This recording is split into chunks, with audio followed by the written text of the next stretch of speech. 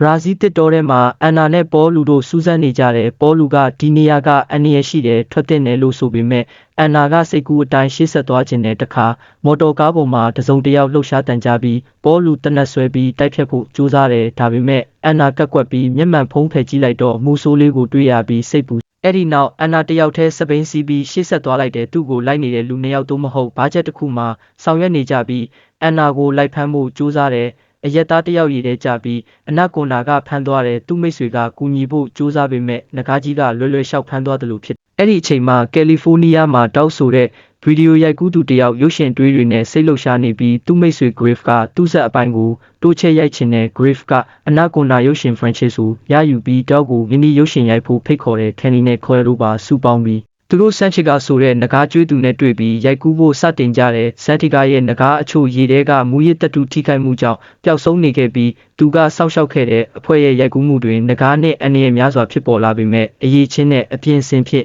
ရှောင်ရှားနိုင်ကြတယ်